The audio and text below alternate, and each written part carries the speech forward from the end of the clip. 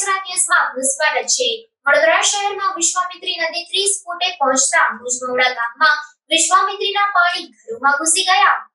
મુજમોડા હનુમાનનગરની બાજુમાં આવેલ હનુમાન ટેકરી વિસ્તારમાં તો ઘરો ડૂબી ગયા હતા।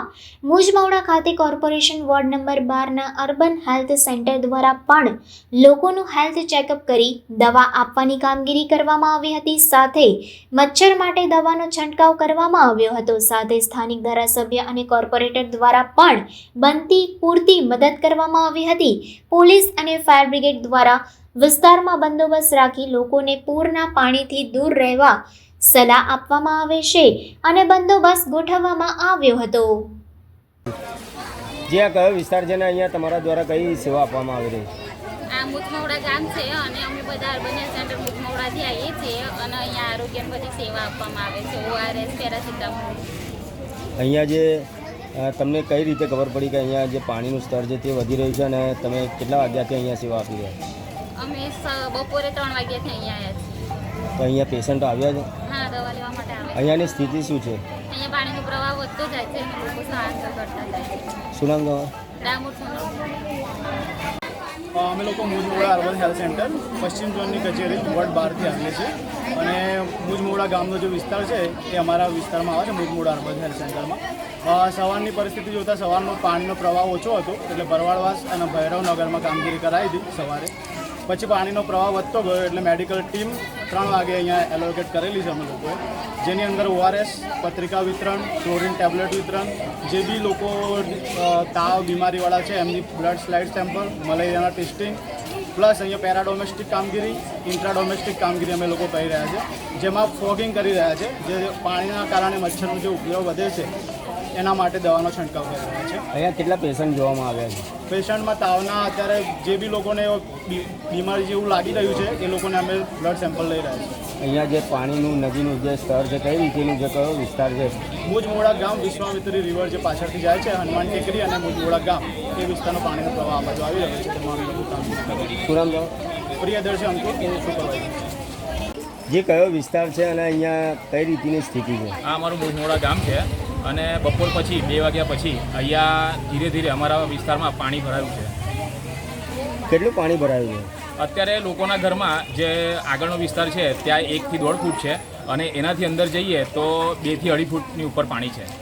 શું કહે છે તંત્ર દ્વારા કોઈ સહાય કરવામાં આવી છે? શું છે? તંત્ર દ્વારા ધારાસભ્યશ્રી એ આવ્યા હતા બપોરે, એમની સાથે કાઉન્સિલર બી અહીંયા ઉપસ્થિત હતા, વોર્ડ પ્રમુખ બી ઉપસ્થિત હતા।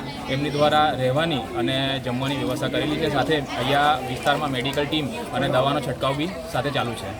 શું પોલીસ પ્રશાસન દ્વારા, ફાયર બ્રિગેડ દ્વારા અહીંયા કોઈ ચેતવણી આપવામાં આવી હતી પહેલાં? ફાયર બ્રિગેડની ગાડી રાત્રે બી આવી હતી અને બપોરે બી આવીને ગઈ હતી। સાથે પોલીસ સવારથી અહીંયા બંદોબસ્તમાં છે વિશ્વામિત્રીના કાંઠે અને અહીંયા આવીને કહી જાય છે કે પાણી વધી રહ્યું છે એટલે તમે અહીંયાથી સ્થળાંતર કરો।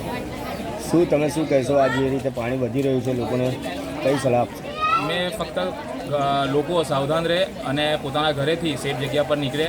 સાથે ભગવાનને એક જ પ્રાર્થના કરું છું કે વરસાદ જે બંધ રાખ્યો છે એ બંધ રાખી અને જલ્દીથી જલ્દી આ પાણીનો નિકાલ થાય।